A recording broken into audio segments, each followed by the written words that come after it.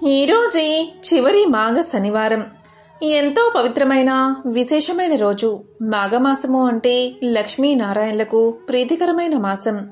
మరి ఇంతటి విశేషమైన ఈ రోజు ఈ కథలను విన్నా, చదివినా, చెప్పినా, వినిపించినా జన్మల దోషాలు తొలగి కోటి జన్మల పుణ్యం వస్తుంది, సకల శుభాలు కలుగుతాయి. మరి ఆ కథలేంటో ఇప్పుడు ఈ వీడియోలో తెలుసుకుందాం. కలియుగ ప్రత్యక్ష దైవం శ్రీ వెంకటేశ్వర స్వామి. భక్తుల కోరికలను తీర్చే ఆ స్వామిని పూజించడానికి విశేషమైన రోజు శనివారం. పూర్వకాలంలో తొండమాను చక్రవర్తి స్వామివారిని బంగారు తులసి దళాలతో పూజించేవాడు. కొంతకాలానికి తొండమాను చక్రవర్తికి ఎవరో కూడా నాలాగా స్వామిని పూజించి ఉండరు అనే గర్వం తలకు ఎక్కింది.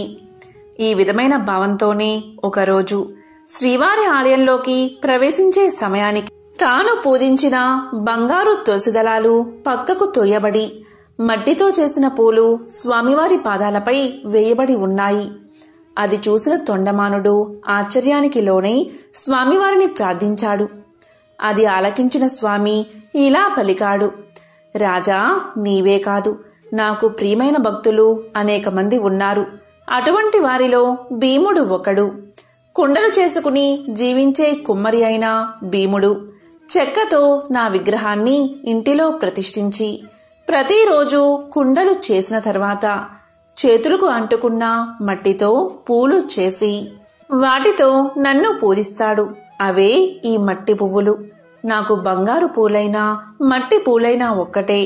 అవి సమర్పించడం వెనుక ఉన్న భక్తే నాకు కావాల్సింది అని పలికాడు స్వామి. వెంకటేశ్వర స్వామివారి మాటలు విని జ్ఞానోదయమైన తొండమానుడు స్వామివారితో కలిసి భీముడి ఇంటికి చేరుకున్నాడు.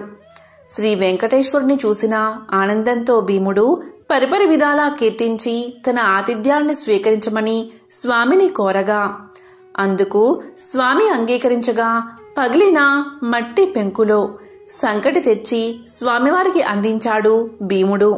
స్వామివారు దాన్ని స్వీకరించారు.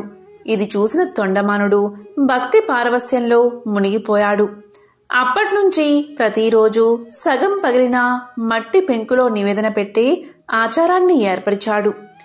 ఇప్పటికీ నిత్యం నైవేద్యం కుండ పెంకులోనే సమర్పించబడుతుంది. వివిధ రకాలైన పిండి వంటలు గంగాళాల కొద్దీ నైవేద్యంగా సమర్పించబడుతూ ఉన్నా అవన్నీ గర్భాలయానికి ముందున్న శయన మండపంలోనే నివేదిస్తారు. ఒక్క ఓడు నైవేద్యం మాత్రం గర్భాలయంలోకి తీసుకువెళ్లి నివేదిస్తారు. ప్రతిరోజు నివేదన కొరకు కొత్త కుండ పెంకునే ఉపయోగిస్తారు. అందువల్లే స్వామివారికి తోమని పల్లాలవాడు అనే పేరు ఏర్పడింది. కాగా కుమ్మరి భీముడు కురువతి నంబిగా ప్రసిద్ధి చెందాడు. భక్తులు కోరిన కోరికలను నెరవేరుస్తూ ఎంతో ప్రసిద్ధి చెందిన వెంకటేశ్వర స్వామివారిని శ్రీహరి, ఏడుకొండలవాడు, వడ్డీ కాసులవాడు, గోవిందుడు అని పిలుస్తారు. అయితే స్వామివారిని దర్శించుకునే భక్తులు తప్పనిసరిగా స్వామివారిని గోవింద గోవింద అనే పేరుతో పూజించడం మనం చూస్తున్నాము. అయితే స్వామివారిని ఈ విధంగా గోవింద అనే పేరుతో పూజించడానికి గల కారణమేమిటి, ఈ పేరు వెనుక ఉన్న కథ ఏమిటి అనే విషయాలను ఇప్పుడు తెలుసుకుందాం. పురాణాల ప్రకారం ఒకరోజు శ్రీ వెంకటేశ్వర స్వామి అగస్త్య మహర్షి యొక్క ఆశ్రమానికి వెళ్లి నన్ను శ్రీనివాసుడు అని పిలుస్తారు.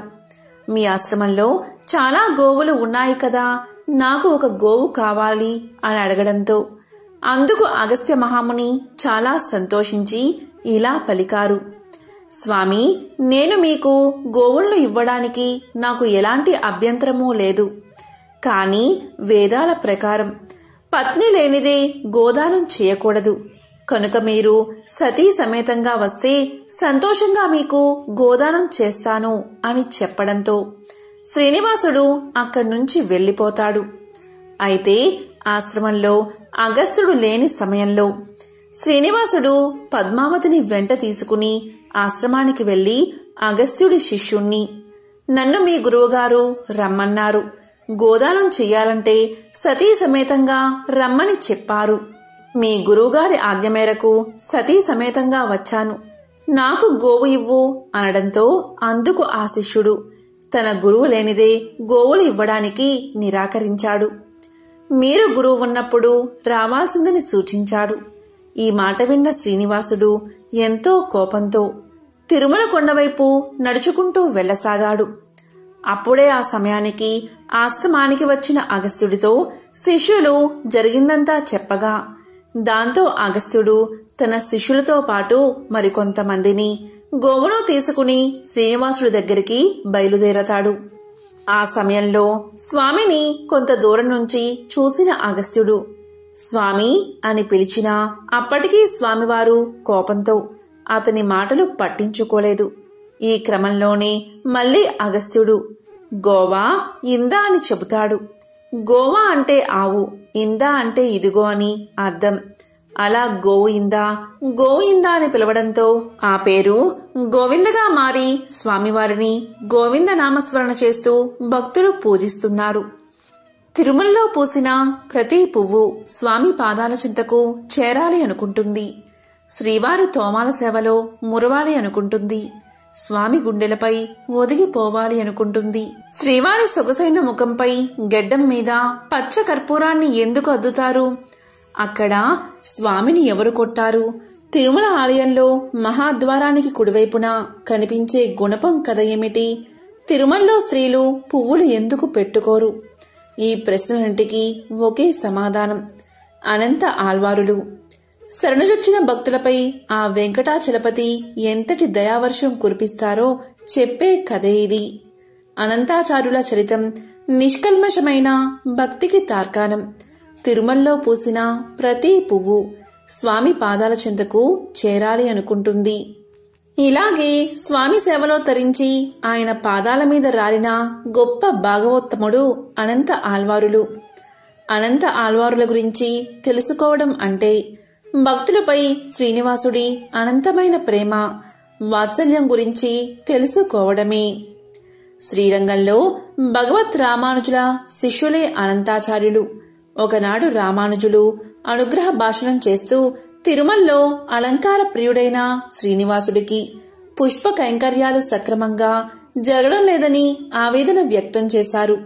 కాని దట్టమైన అడవులు, క్రూర మృగాలు, విషసర్పాలు సంచరించే శేషాచల కొండల్లో ఎవరు ఉండగలరు? అక్కడ చెరువు తవ్వి బృందావనం తయారు చేసి పుష్పసేవ ఎవరు చేస్తారు?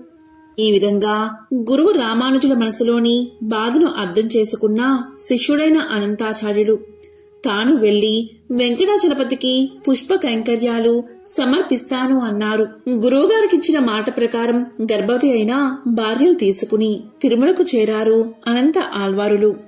రావడంతోనే పూలతోట పనులు ప్రారంభించారు.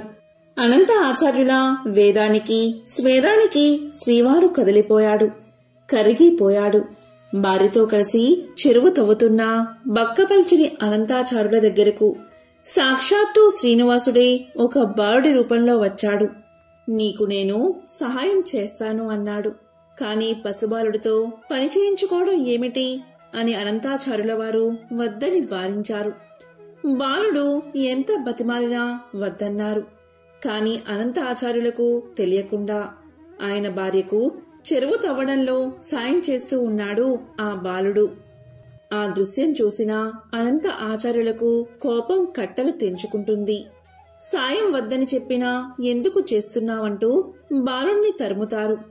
పట్టరాని కోపంతో బాలుడిపై గుణపం విసురుతారు. మర్నాడు పుష్ప కైంకర్యం కోసం ఆనంద నిలయానికి వెళ్లిన అనంత ఆళ్వారు స్వామి గడ్డం నుంచి రక్తం రావడాన్ని గమనించి బాలుడి రూపంలో వచ్చింది శ్రీవారే అని గ్రహించి తల్లడిల్లిపోయారు. వెంటనే వెంకటనాథుడి గడ్డానికి పచ్చ కర్పూరాన్ని అద్దుతారు. ఇప్పటికీ ఈ ఆచారం తిరుమలలో కొనసాగుతుందని చెబుతారు. అలా తిరుమల ఆలయంలో నిత్యం పుష్ప కైంకర్యం చేసిన పరమభక్తుడే అనంత ఆళ్వారు. తిరుమలలో స్వామివారికి నిత్యం పూలు సమర్పించి సేవ చేసుకునే భాగ్యం పొందిన తొలి భక్తుడే అనంత ఆళ్వారు. గురు రామానుజుల ఆదేశాలతో శ్రీవారికి పుష్ప కైంకర్య విధానాన్ని అమలు చేసింది అనంత ఆచార్యులే. శ్రీవారి సేవ కోసం పూల సాగుకు అనంత ఆల్వారు ఏర్పాటు చేసిన పూలవనాన్ని అనంత ఆల్వారు తోటగా పిలుస్తారు. మల్లెలు, మందారాలు, చామంతులు, సంపెంగలు, కలువలు, కనకాంబరాలు, గులాబీలు, నంది వర్ధనాలు, బిల్వదళాలు, తులసి దళాలతో ఈ నందనవనం అలరాడుతూ ఉంటుంది. ఇప్పటికీ అనంతాచార్యుల వంశీయులు స్వామికి నిత్యం పుష్ప కైంకర్యాలను సమర్పిస్తున్నారు. తిరుమల ఆలయంలో పడి కావలి మీదుగా ఆలయ ప్రవేశం చేసినప్పుడు కుడివైపున గోడకు తగిలించి ఉన్న గడ్డపారను చూడగాని అనంత ఆల్వారులు గుర్తుకు వస్తారు. అలాగే సొగసైన స్వామి ముఖంపై చుబుకానికి అద్దిన పచ్చ కర్పూరాన్ని చూసిన అనంత ఆల్వారుల అమాయకమైన భక్తి మదిలో మెదులుతుంది. శరణాగతి తత్వానికి ప్రతీకగా నిలిచింది అనంత ఆల్వారుల జీవితం. స్వామికి సంబంధించిన మరొక విశేషమైన కథను ఇప్పుడు విందాం. పూర్వకాలంలో అవంతి దేశంలో భాగ్యనగరము అనే పట్టణం ఉండేది. పేరుకు తగినట్లుగానే ఆ పట్టణంలో భాగ్యవంతులకు కొదువలేదు. అయితే వారు తమ తమ సంపదలను చూసుకుని గర్విస్తూ మిగిలిన సామాన్యులను అతి హీనంగా చూసేవారు. ఆ ఐశ్వర్యమంతా తమ గొప్పే అని తెలుస్తూ నిత్యం పూజలు కాదు కదా, విశేష రోజుల్లో కూడా ఏ పూజలు చేసేవారు కాదు. అప్పుడు శ్రీమన్నారాయణుడికి వీరందరికీ జ్ఞానోదయం కలిగించాలని తోచింది. ఒక రోజున ధనవంతులందరూ విందు వినోదాల్లో మునిగి తేలుతున్నారు. ఆ పట్టణ తూర్పు వీధిలో కల శ్రీ లక్ష్మీనారాయణ ఆలయంలో కనీసం దీపం వెలిగించే నాదుడు కూడా కరువయ్యాడు. ఆ రోజు తొలి ఏకాదశి, అత్యంత పర్వదినం. కాని ఆ పట్టణంలో ఒక్కరు కూడా ఆలయానికి పూజాధికాలు నిర్వర్తించాలని ఆలోచించలేదు. సాయంత్రం ఉన్నట్టుండి దట్టమైన మబ్బులు కమ్ముకున్నాయి. బ్రహ్మాండమైన కుంభవృష్టి. వ్యాపారులందరి ఇల్లు నీట మునిగిపోసాగాయి. అంతా గాఢాంధకారం. తెల్లవారేసరికి ఊరంతా నేలమట్టమైంది. వ్యాపారుల ఇళ్లన్నీ కూలిపోయాయి. ఐశ్వర్యాలన్నీ పోయి చివరికి కట్టుబట్టలతో మిగిలారు. ఎందుకీ ఉపద్రవం, ఎందుకీ జలప్రలయం, ఎవరికీ అంతుపట్టలేదు. అంతలో వారికి ఒక విశేషం కనిపించింది. ఊరి చివరన ఉండే పూరిపాకలు చెక్కు చెదరకుండా ఉన్నాయి. వారికి ఆశ్చర్యం కలిగింది. ఎంత కుంభవృష్టిలోనూ ఈ పూరిపాకలు ఎలా ఉన్నాయి అని వారిలో వారు అనుకుంటూ ఉండగా ఇంతలో ఒక పెద్ద మెరుపు మెరిసింది. అప్పుడు ఆకాశవాణి ఇలా పలికింది, ఓ మూర్ఖులారా, మీ సంపదలన్నీ మీ గొప్పదనమని భావిస్తూ ఉండడం వల్లే ఇలా జరిగింది. ఆ పూరి గుడిసెలో నివసించే దేవయ్య నాకు ప్రియ భక్తుడు. అతి సామాన్యుడైన దేవయ్య ప్రతిరోజు మీ ఊరిలోని శ్రీ లక్ష్మీనారాయణ ఆలయంలో దీపం వెలిగిస్తున్నాడు. అంతేకాక ప్రతి ఏకాదశి నాడు తనకు వీలున్నంతలో శ్రీ వెంకటేశ్వర వ్రతకల్పాన్ని నిర్వర్తిస్తున్నాడు. ఆ వ్రత ఫలితంగానే తనతో పాటు ఆ గుడిసెలోని వారందరూ రక్షించబడ్డారు. మీరందరూ కూడా ఆ వ్రతం ఆచరిస్తే మీ ఐశ్వర్యాలను తిరిగి పొందగలరు అని వినిపించింది. వెంటనే వారందరూ ఆ ఆలయానికి వెళ్లి తక్షణమే అందరూ తలొక పనికి పూనుకుని శ్రీ వెంకటేశ్వర వ్రతకల్పాన్ని ఆచరించారు. ఆ వ్రత ఫలితంగా అందరి గృహాలు పూర్వరూపంలో కనిపించాయి. అది మొదలుగా ఆ వర్తకులందరూ శ్రీవారి భక్తులై ప్రతి ఏకాదశి నాడు శ్రీ వెంకటేశ్వర వ్రతకల్పాన్ని ఆచరిస్తూ బతికి ఉన్నంతకాలం సుఖ సౌభాగ్యాలతో ఉండి చివరికి ముక్తిని పొందారు అని శ్రీ వశిష్ఠుల వారు వివరించారు. కలియుగానికి చాలా పూర్వం సమస్త ఋషులు కలిసి కశ్యప మహర్షి నేతృత్వంలో సమాజ శ్రేయస్సు కోసం ఒక గొప్ప యాగాన్ని అంటే మహాయజ్ఞాన్ని చెయ్యాలని సంకల్పిస్తారు. ఇది మహాయజ్ఞం కావడంతో త్రిమూర్తులలో ఒకరిని ముఖ్య అతిథిగా ఆహ్వానించాలని ఋషులు భావిస్తారు. ఈ సమయంలో నారద మహర్షి తన ప్రయాణ సమయంలో భూమిపైకి వచ్చి ఋషులు చెయ్యబోయే మహాయజ్ఞం గురించి తెలుసుకుంటాడు. అప్పుడు నారదుడు ఇలా పలుకుతాడు, ఓ మహారుషులారా, ఈ యాగంతో మీరు ఎవరిని సంతోష పెట్టబోతున్నారు?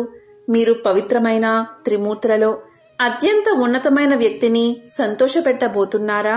పవిత్ర త్రిమూర్తులలో ఎవరు పరమేశ్వరుడు అన్న ప్రశ్నకు ఋషులు అయోమయానికి లోనవుతారు.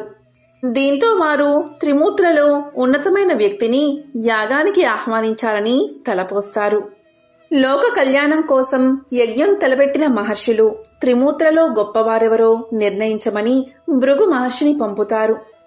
అరికాలిలో నేత్రం కారణంగా తనకు గల శక్తి పట్ల గర్వితుడై ఉన్న భృగు మహర్షి తొలుత సత్యలోకానికి చేరుకుంటాడు. అక్కడ సత్యలోకంలో వేదగానం చేస్తూ బ్రహ్మదేవుడు, ఆయన గాత్రానికి వీణానాదాన్ని అందిస్తూ సరస్వతీదేవి సంగీతంలో సంలీనులై ఉన్నారు. ఆలు మగలిద్దరూ ఒకే అనుభూతిలో లయించి ఉండగా ఆ అనునాదం అనంతమై విస్తరించింది. భృగువు రాక వారిని ఆటంకపరచలేదు. దాంతో వారు ఆయన రాకకి స్పందించలేదు. దీంతో కోపగించిన భృగువు బ్రహ్మకు భూలోకంలో ఆలయాలు ఉండవని శపిస్తాడు. ఇక అక్కడ్నుంచి కైలాసానికి వెళ్తాడు.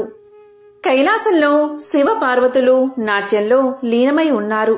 ఆది దంపతులతో పాటు గణపతి, కుమారస్వామి సహితంగా నంది, భృంగి, రుద్రగణాలు ఆ పారవస్యంలో ఉన్నారు.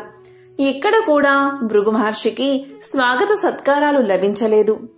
పార్వతీ పరమేశ్వరులు తాళం తప్పకుండా చేస్తున్న నాట్యం సర్వ సృష్టికి శృతి లయలు అయ్యింది.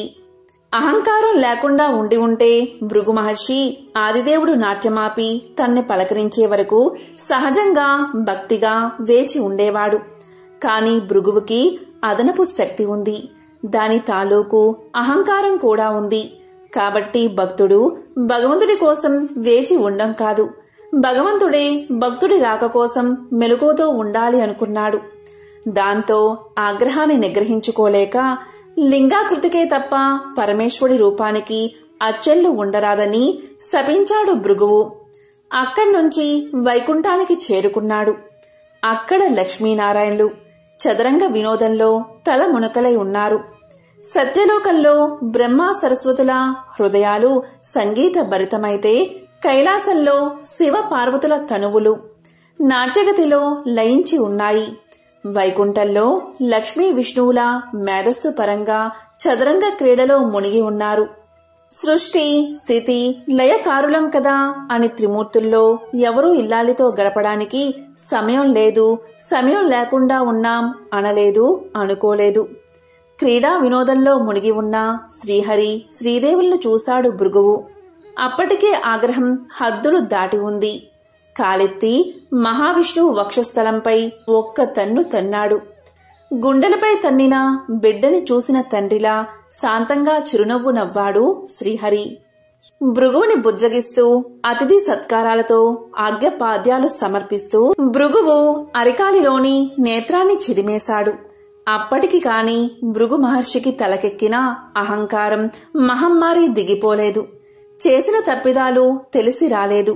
పోగొట్టుకున్న తపశ్శక్తి నష్టం అర్థం కాలేదు.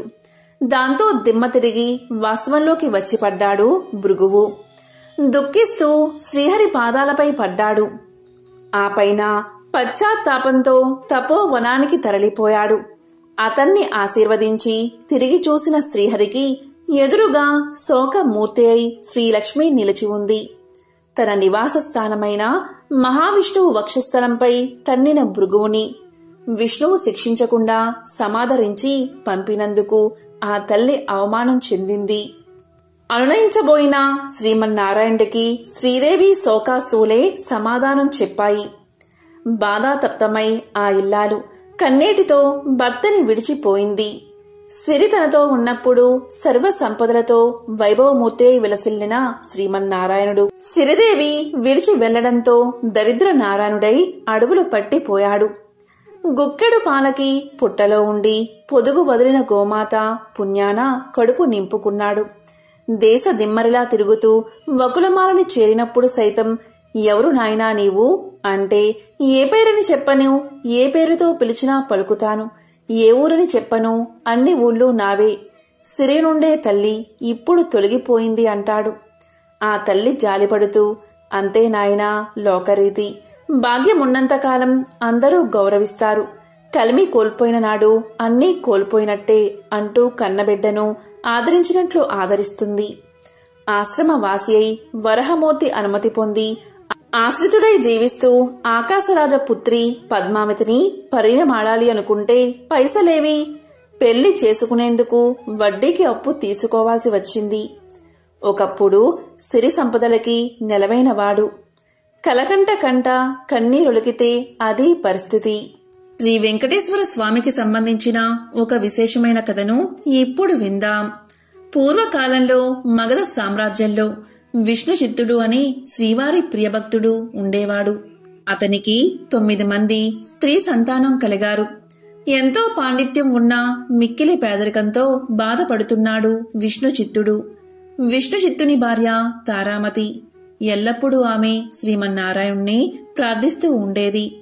అప్పుడప్పుడు వివాహాది శుభకార్యాల పౌరోహిత్య కార్యక్రమంలో దక్షిణగా వచ్చే కొద్ది సొమ్ముతో ఎంతో కష్టాలు పడుతూ కాపురం సాగిస్తున్నారు ఆ దంపతులు. కుమార్తెలకు యుక్త వయసు వచ్చింది. తారామతికి ఎప్పుడూ వీరి వివాహం ఎలా జరిపించాలా అనే చింతగా ఉండేది.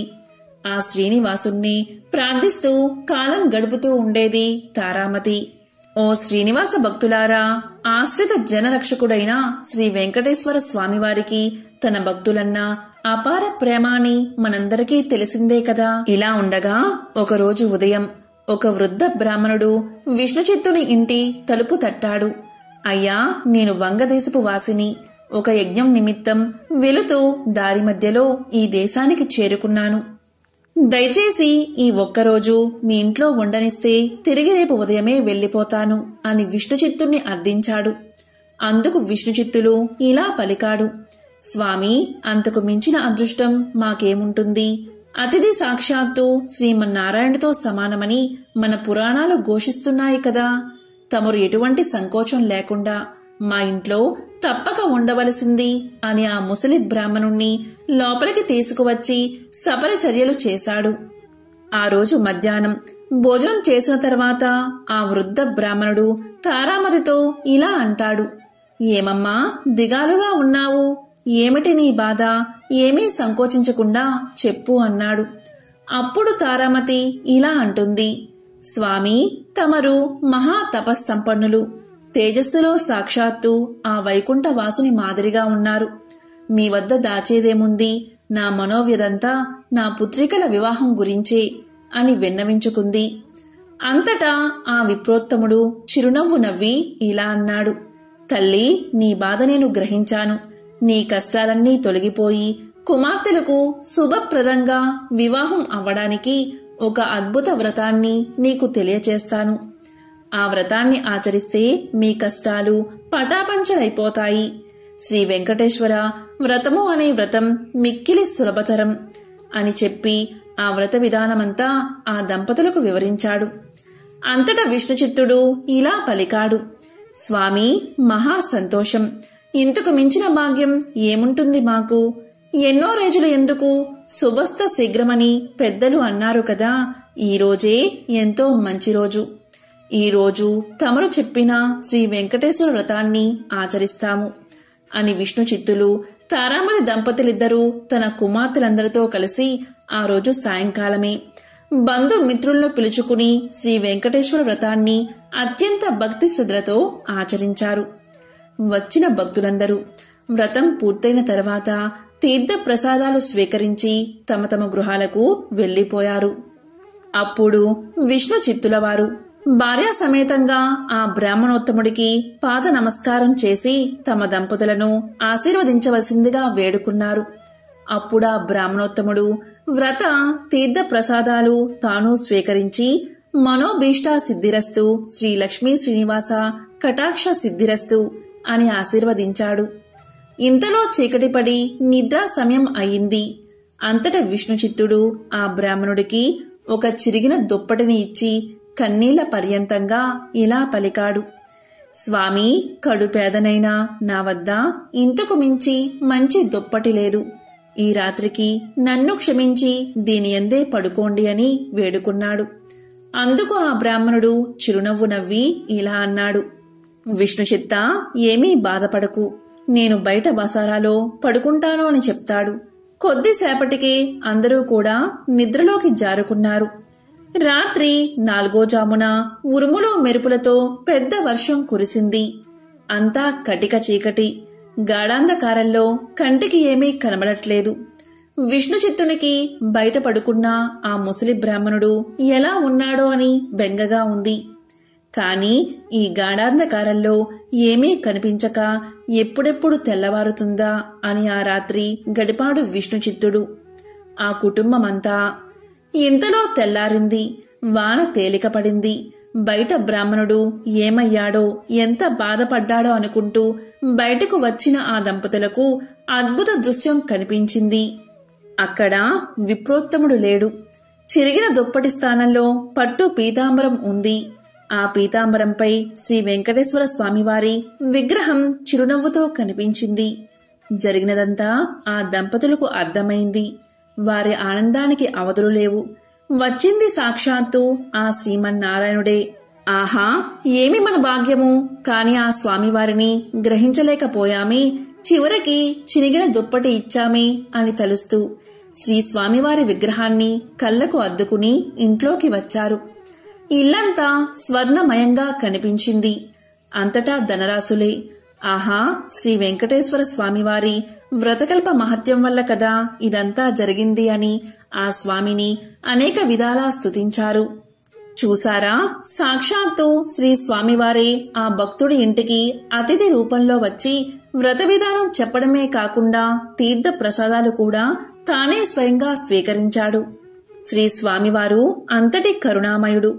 ఎవరైతే భక్తి శ్రద్ధలతో ఈ వ్రతాన్ని ఆచరిస్తారో వారింటికి తానే స్వయంగా ఏదో రూపంలో తప్పక వస్తాడు.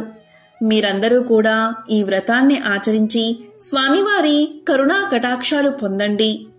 పూర్వం ఒక విద్యాధరుడు చాలా కాలం వరకు సంతానం లేక పరమేశ్వరుడి గురించి ఘోరమైన తపస్సు చేశాడు. అతని తపస్సుకు మెచ్చుకుని శంకర భగవానుడు ప్రత్యక్షమై ఏ వరం కావాలో కోరుకోమన్నాడు. దాంతో విద్యాధరుడు శంకరుణ్ణి స్తుతించి, దేవా, నాకు పుత్ర సంతానం కలిగేటట్లు వరాన్ని ఇవ్వమని అడిగాడు. పరమేశ్వరుడు ఇలా పలికాడు, విద్యాధరా, నీ జాతకంలో పుత్రులు కలిగే యోగం లేదు. ఇంత తపస్సు చేశావు కాబట్టి నీకొక పుత్రిక కలిగేటట్లు వరాన్ని ఇస్తున్నాను అని అదృశ్యమైపోయాడు. పుత్రుడో పుత్రికో ఎవరైతే ఏమనుకున్నాడు విద్యాధరుడు. ఇంటికి వచ్చాడు. భార్యకు ఈ విషయం చెబితే ఆమె కూడా చాలా సంతోషించింది. వారికి ఈశ్వర వరప్రసాదంగా ఒక కుమార్తె జన్మించింది. వారు ఆమెను ఎంతో అల్లారుముద్దుగా పెంచి విద్యా బుద్ధులు చెప్పించారు. వివాహయోగ్యమైన వయసు వచ్చిందామెకు. ఒక్కగానొక్క కూతురు. ఈమెను విడిచి ఉండడం ఎలాగా? ఎవడైనా యోగ్యుడైన పిల్లవాడికి ఇచ్చి పెళ్లి చేసి ఆ అల్లుణ్ణి తమ ఇంటికే తెచ్చుకుంటే తమ కుమార్తె తమ కళ్ల ముందే తిరుగుతూ ఉంటుందని ఆలోచించి అలా ఇలరికం వచ్చే పెళ్ళికొడుకు కోసం వెతుకుతున్నాడు. ఒకనాడు ఈ అమ్మాయి ఉద్యానవనంలో పువ్వులు కోసుకుంటూ ఉండగా ఒక రాక్షసుడు చూశాడు. వాడు చాలా శక్తి కలవాడు. శివుడి గురించి చాలా తీవ్రమైన తపస్సు చేశాడు. శివుడు సంతోషించి ప్రత్యక్షమై ఏం వరం కావాలో కోరుకోమన్నాడు. వాడు ఇలా పలికాడు, అయ్యా, నేను మహాబల పరాక్రమాలతో అందరినీ గెలవాలి. కాబట్టి నీ చేతిలో ఉన్న శూలాన్ని నాకు ప్రసాదించు అని అడిగాడు. దీంతో శివుడు సరే అని త్రిశూలమిస్తూ, ఇది నీ శత్రువు చేతికి చిక్కినప్పుడు నువ్వు దీనితోనే మరణిస్తావు. అంతవరకు నీకు ఎదురుండదు అని త్రిశూలం అతనికి ఇచ్చాడు. వాడు, నా శత్రువులలో నాకంటే బలవంతుడు ఎవడు ఉన్నాడులే అని వరం ఉందన్న గర్వంతో తిరుగుతున్నాడు. వాడు ఉద్యానవనంలో ఉన్న ఈ విద్యాధర కన్యకను చూసి మోహపరవశుడై ఆమె దగ్గరకు వచ్చి ఇలా పలికాడు, ఓ సుందరి, నిన్ను చూడగానే పెళ్లి చేసుకోవాలి అని కోరిక కలిగింది. నన్ను వరించు, నీవు కోరుకున్న భోగభాగ్యాలు సమకూరుస్తాను అన్నాడు. దాంతో ఆమె వెళ్లి నా తండ్రిని అడగమని చెప్పింది. వాడు విద్యాధరుడి దగ్గరకు వెళ్లి నీ కుమార్తెను నాకిచ్చి పెళ్లి చేయమని అడిగాడు. విద్యాధరుడు రాక్షసునికి కుమార్తెను ఇవ్వడానికి ఇష్టం లేక ఇవ్వను పొమ్మన్నాడు. రాక్షసుడికి కోపం వచ్చింది. ఉద్యానవనంలో ఉన్న విద్యాధర కుమార్తెను ఎత్తుకుపోయి సముద్రం అడుగున ఉన్న తన కోటలో పెట్టుకున్నాడు. బ్రహ్మదేవుడు ఉండే సత్యలోకానికి వెళ్లి ఆయనతో ఇలా పలికాడు. తాత, నా పెళ్లికి ఒక మంచి ముహూర్తం చూసిపెట్టు అని అడిగాడు. ఆయన లెక్కవేసి 8 మాసాల తర్వాత గాని నువ్వు కోరినంత మంచి ముహూర్తం లేదు, అంతవరకు నిరీక్షించు అని చెప్పాడు. సరే అని తిరిగి వచ్చి విద్యాధర కన్యతో ఇలా అన్నాడు. మన పెళ్లికి ముహూర్తం పెట్టమని బ్రహ్మను అడిగాను. 8 నెలల దాకా మంచి ముహూర్తం లేదన్నాడు. మంచి ముహూర్తంలోనే నిన్ను వివాహం చేసుకుంటాను. ఈలోగా నిన్నేమీ బాధించను. నీకేం కావాలో అడుగు, నువ్వు కోరింది తెచ్చి ఇస్తాను అనగా ఆమె ఏమీ మాట్లాడలేదు. మళ్ళీ మళ్ళీ అడిగాడు. అప్పుడు ఆమె ఇలా పలికింది. నాకిప్పుడు ఏమీ అక్కర్లేదు, కానీ నాకు ప్రతి సోమవారం నాడు శివదర్శనం చేసుకుని ఆరాధించే అలవాటు ఉన్నది. కాబట్టి నాకు శివాలయం ఎక్కడుందో చూపించు అంది. అప్పుడు ఆ రాక్షసుడు ఆమెకు పాతాళంలో ఉన్న హాటకేశ్వరాలయం చూపించి, ఈ హాటకేశ్వరుడు చాలా మహిమగలవాడు, ఇతన్ని నువ్వు పూజించుకోవచ్చు అని తెలియచేశాడు. ఆమె ప్రతి సోమవారం పాతాళ లోకానికి పోయి అక్కడ ఉన్న పుష్కరిణిలో స్నానం చేసి హటకేశ్వరుణ్ణి భక్తి ప్రపతులతో పూజించి ఈ రాక్షసుడి చెరలో నుండి కాపాడమని ప్రార్థించేది. ఒక సోమవారం నాడు ఆమె హటకేశ్వరుణ్ణి భక్తి ప్రపతులతో పూజించి ఈ రాక్షసుడి చెరలో నుండి కాపాడమని ప్రార్థించేది. ఒక సోమవారం నాడు ఆమె హాటకేశ్వరుని పూజించడానికి పాతాళానికి వెళ్ళింది. నారదముని కూడా హాటకేశ్వరుని దర్శించుకోవాలని అక్కడకు వచ్చి దైవదర్శనం చేసుకున్నాక అక్కడే ఉన్న విద్యాధర కన్యకను చూసి ఇలా పలికాడు. అమ్మాయి, నువ్వు ఇక్కడ ఉన్నావేమిటి అని అడిగాడు. దీంతో ఆమె నారదమునికి నమస్కారం చేసి తన వృత్తాంతానంతా చెప్పి, రాక్షసుడు తన సముద్ర గర్భంలో ఉన్న కోటలో బంధించాడని, వేరే దారిలేక రాక్షసుడి చెర నుండి విముక్తి కోసం ఈ దేవుణ్ణి ప్రార్థిస్తున్నానని చెప్పింది. నారదుడు అంతా విని, తల్లి విచారించకు, విష్ణు భక్తుణ్ణి నీకు భర్త కాదగిన యువకుణ్ణి నీ దగ్గరకు పంపిస్తాను. ఈలోగా నువ్వొక పని చెయ్యి. ఈ హటకేశ్వర స్వామికి ఎదురుగా ఈ పుష్కరిణ్ణి చూశావు కదా, మాఘమాసం ఎల్లుండి నుండి ప్రవేశిస్తుంది. కాబట్టి నువ్వు ఉదయాన్నే వచ్చి ఈ పుష్కరిణిలో స్నానం చేసి ఈ హటకేశ్వరుణ్ణి పూజించి ప్రదక్షిణ నమస్కారాలు చేస్తూ ఉండు. మాఘమాసం 9 రోజులు ఇలా చెయ్యి. ఇలా చేస్తే నువ్వు కోరిన కోరికలు తీరతాయి. శివుడు, ఆ కేశవుడు నిన్ను కాపాడతారు. మాఘవ్రతం వెంటనే మంచి ఫలితాలను ఇస్తుంది అని చెప్పి వెళ్లిపోయాడు. దీంతో ఆమె నారదుని ఉపదేశం ప్రకారం మాఘమాసంలో హటకేశ్వర ఆలయం దగ్గర ఉన్న పుష్కరిణిలో స్నానం చేసి హటకేశ్వరుణ్ణి, క్షేత్రపాలకుడైన లక్ష్మీనారాయణ్ణి మాఘమాస 9 రోజులు భక్తి శ్రద్ధలతో పూజించి ప్రదక్షిణ నమస్కారాలు చేసి ఆరాధించింది. నారదుడు లోక సంచారం చేస్తూ సౌరాష్ట్ర దేశాన్ని పాలిస్తున్న హరిద్రదుడు అనే రాజు దగ్గరకు వెళ్లాడు. అతను మహావిష్ణు భక్తుడు. గురుకులంలో విద్యాభ్యాసం పూర్తయిన తరువాత తండ్రి ఆజ్ఞానుసారం రాజ్యానికి పట్టాభిషిక్తుడు అయ్యాడు. అతడు అంత చిన్న వయసులో కూడా ప్రహ్లాదుని వలె నిత్యం హరినామస్మరణం చేస్తూ ఉంటాడు. అందరిలోనూ విష్ణుదేవుణ్ణి దర్శిస్తాడు. ఏ పని చేసినా హరినామస్మరణ చేస్తాడు. గోవిందనామస్మరణ చేస్తూ భోజనం చేస్తాడు. వామన్ని తలుచుకుంటూ నిద్రలేస్తాడు. ఎవరికి ఏది ఇచ్చినా సరే కృష్ణార్పణమంటూ ఇస్తాడు. ఆ హరిద్రదుడు నారదమహాముణ్ణి చూడగాని ఎదురుగా వచ్చి తీసుకువెళ్లి పీఠం మీద కూర్చోబెట్టి కాళ్లు కడిగి నెత్తిమీద చల్లుకుని పలహారం సమర్పించి పూజిస్తాడు. నారదుడు అతని భక్తికి సంతోషించి ఇలా అన్నాడు. రాజా, ఒక రాక్షసుడు శివుడు వల్ల వరాలు పొంది ఆ గర్వంతో ఒక విద్యాధర బాలికను బలాత్కారంగా ఎత్తుకుపోయి సముద్ర గర్భాన ఉన్న తన కోటలో బంధించాడు. ఆమె మహా సౌందర్యవతి, సద్గుణ సంపన్నురాలు, విశేషించి శ్రీ విష్ణు భక్తురాలు. నీకు అన్ని విధాలా తగినది. ఆమెను నువ్వు భార్యగా స్వీకరించాలి. ఆ రాక్షసుని దగ్గర శివప్రసాదితమైన శూలం ఒకటి ఉంది. దానిని ముందు చేజెక్కించుకుని దానితోనే వాణ్ణి సంహరించాలి. మరొక విధంగా వాడు చావడు. వెళ్ళి ఆమెను రక్షించి నీ అర్ధాంగిగా చేసుకో అని చెప్పి వెళ్లిపోయాడు. హరిద్రదుడు సముద్రం దగ్గరకు వెళ్లగాని సముద్రుడు అతని కోటకు వెళ్లడానికి దారిని ఇచ్చాడు. హరిద్రథుడు ఆ కోటకు చేరాడు. రాక్షసుడు పెళ్లి ముహూర్తం కోసం బ్రహ్మ దగ్గరకు వెళ్లాడు. రాజు వెంటనే కోటలో ప్రవేశించి రాక్షసుడు వదిలి వెళ్లిన శూలాన్ని చేజెక్కించుకుని రాక్షసుడి రాక కోసం ఎదురు చూస్తూ ఉండగా రాక్షసుడు వచ్చాడు. తన శూలం చేతపట్టుకుని నిల్చున్న రాజుతో వాడు యుద్ధానికి సిద్ధమయ్యాడు. వారిద్దరూ 3 రోజులు అహోరాత్రులు యుద్ధం చేశారు. క్రమంగా రాక్షసుడి బలం క్షీణించింది. రాజు శూలంతో పొడిచి రాక్షసుణ్ణి సంహరించాడు. విద్యాధర పుత్రిక నారదుని ఉపదేశం ప్రకారం అతన్ని భర్తగా వరించింది. దీంతో హరిద్రథుడు ఆమెను తన రాజ్యానికి తీసుకుపోయి వివాహం చేసుకున్నాడు. విద్యాధర దంపతులు కూడా వచ్చి దీవించి కుమార్తె అదృష్టానికి చాలా సంతోషించారు. వారిద్దరూ విష్ణు భక్తులే కనుక నిత్యము భగవత్ సేవ చేసుకుంటూ ప్రజలను కన్నబిడ్డల్లా పరిపాలించారు. రాజా, చూసావు కదా మాఘమాస వ్రత ప్రభావం. అది హరిద్రథ దంపతులకు సమస్త ఐశ్వర్యాలు సమకూర్చి పెట్టింది అని వశిష్ఠుడు దిలీపునికి మాఘవ్రత ప్రభావాన్ని వివరించాడు. వశిష్ఠుడు దిలీప మహారాజుకు మాఘస్నాన మహత్యాన్ని ఇలా వివరిస్తున్నాడు. పూర్వకాలంలో కుత్సుడు అనే బ్రాహ్మణుడు ఉండేవాడు. అతను కర్దమముని కుమార్తెను పెళ్లి చేసుకున్నాడు. వారికి ఒక కొడుకు పుట్టాడు. కుత్సుని కుమారుడు కాబట్టి అతన్ని అందరూ కూడా కౌత్సుడు అని పిలిచేవారు.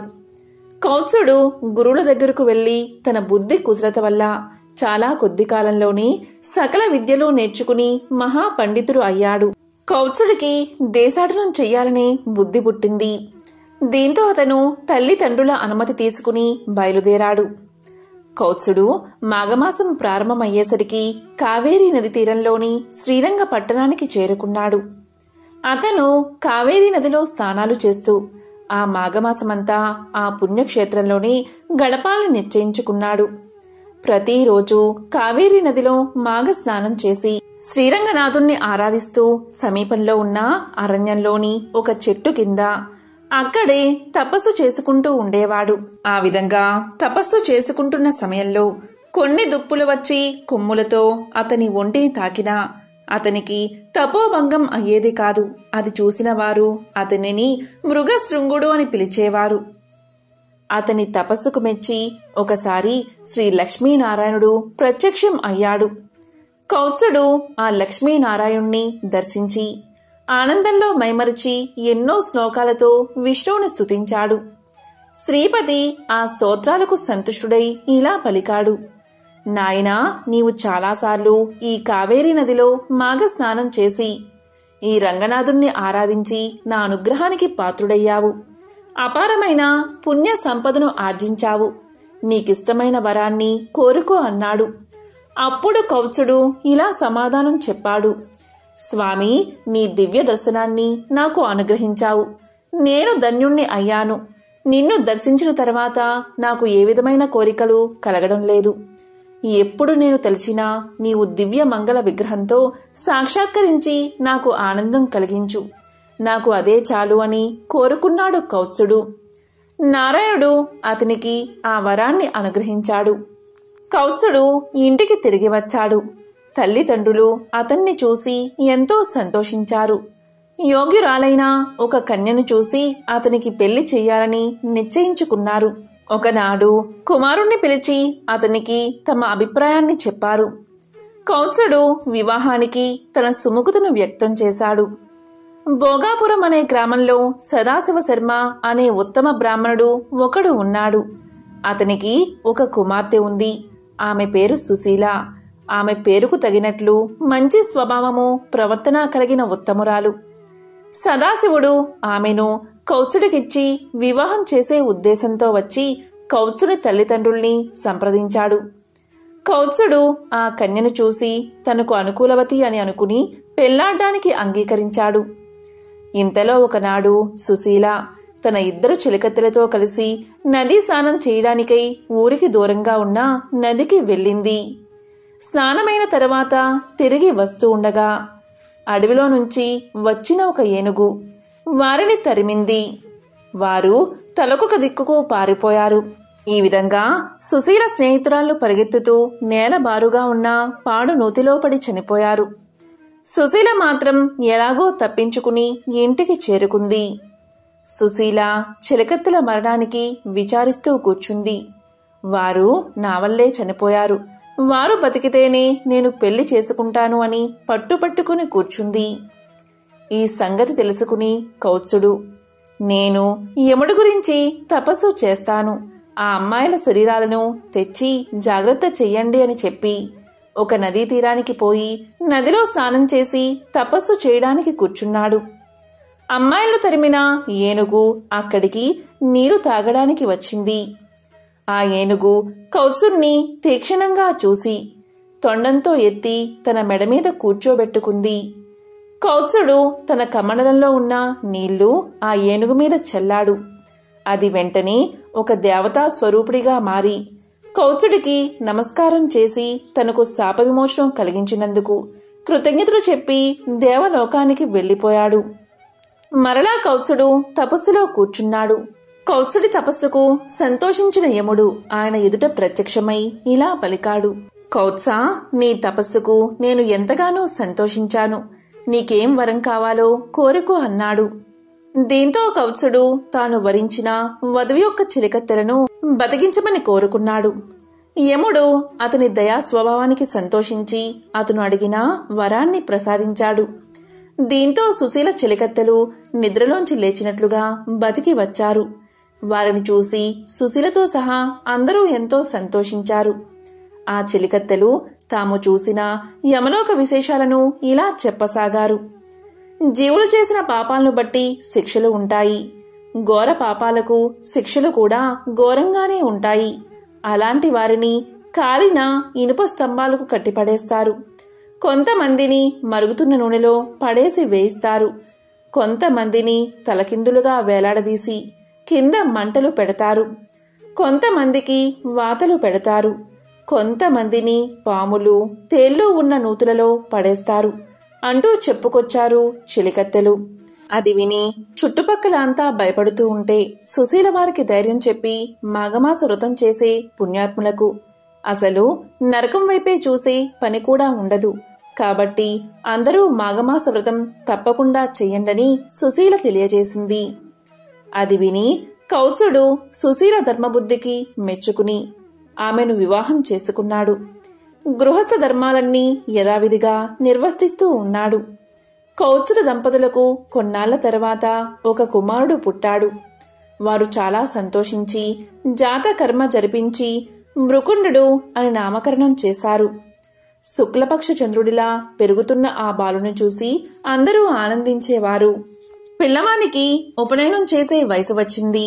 మంచి ముహూర్తాన ఉపనయనం చేసి విద్యాభ్యాసానికి గురుకులానికి పంపించారు.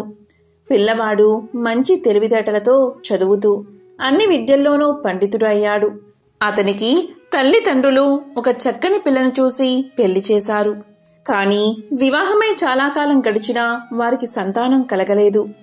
వారణాసి మహాపుణ్యక్షేత్రం. అక్కడికి వెళ్లి అన్నపూర్ణ సమేతుడైన శ్రీ విశ్వనాథుణ్ణి సేవిస్తే ఆయన కటాక్షం వల్ల పుత్ర సంతానం కలుగుతుందని భావించి ఆ కొడుకు భార్యతో సహా వారణాసికి వెళ్లి అక్కడ గంగానదిలో మణికర్ణికా ఘట్టంలో స్నానం చేసి శ్రీ విశ్వేశ్వర స్వామిని ఆరాధించాడు. విశ్వనాథ ఆలయంలోకి వెళ్లగానే తాను కైలాస పర్వతానికి వెళ్లినట్లు ఆనంద పరవశుడై ఎంతో భక్తితో అభిషేకాలు అర్చనలు చేశాడు. ఆ అవిముక్త క్షేత్రంలో తాను కూడా ఒక శివలింగాన్ని ప్రతిష్ఠించి దానికి మృకండనాథ లింగం అనే పేరు పెట్టి పూజించాడు మృకండు. ఎంతకాలం అలా పూజించినా అతనికి సంతానం కలగలేదు. ఇక పరమేశ్వరుడి గురించి తపస్సు చెయ్యాలని నిర్ణయించుకుని ఆ కాశీక్షేత్రంలోని ఒక ఏకాంత ప్రదేశంలో కూర్చుని ఏకాగ్రమైన మనసుతో తపస్సు చేశాడు. ఇలా చెయ్యగా కొంతకాలానికి చంద్రశేఖరుడు ప్రత్యక్షమయ్యాడు. మృకండు చంద్రశేఖరుణ్ణి భక్తితో నమస్కారం చేసి శ్రీ రుద్ర మంత్రాలతో స్తుతించాడు. స్తుతించి ఇలా పలికాడు, స్వామి, నువ్వు సకల సద్గుణ రాశి సౌందర్యవతి పతివ్రత అయిన భార్యను ప్రసాదించావు. నేను ఎంతగానో సంతోషించాను. ఆమెతో నేను గృహస్థ ధర్మాలను ఆచరిస్తున్నాను. కాని గృహస్థులకు ఆనందదాయకమైన సంతానాన్ని కూడా అనుగ్రహించి మా గృహస్థ ఆశ్రమానికి పరిపూర్ణత కలిగించు అని శంకరుణ్ణి ప్రార్థించగా ఆయన ఇలా పలికాడు: మృకండముని, నీ కోరిక నెరవేరుతుంది. అయితే ఒక విషయం చెప్పు. వైదవ్యంతో ఏడుస్తూ చిరకాలము బతికే కుమార్తె కావాలా, అల్పాయుష్కుడైన 16 సంవత్సరాలు మాత్రమే జీవించే ఒక కుమారుడు కావాలా అని అడిగాడు. అప్పుడు మృకండు ఇలా పలికాడు: స్వామి, నన్నింకా పరీక్షించాలి అనుకుంటున్నావా?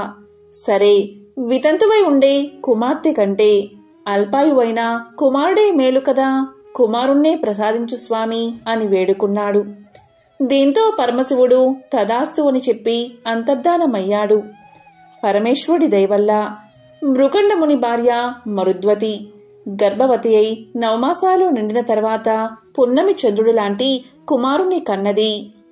మృకుండునికి పుత్ర సంతానం కలిగిందని విని బారసాల నాటికి మృకుండుని ఆహ్వానం మీద మునీంద్రులంతా విచ్చేశారు. బారసాల మహావైభవంగా జరిగింది. మృకండు బాలుణ్ణి మునీశ్వరుల దగ్గరకు తీసుకునిపోయి మొక్కించాడు. వారంతా దీవించారు. ఆ బాలుడే మహాభక్తుడు, చిరంజీవి అయిన మార్కండేయుడు.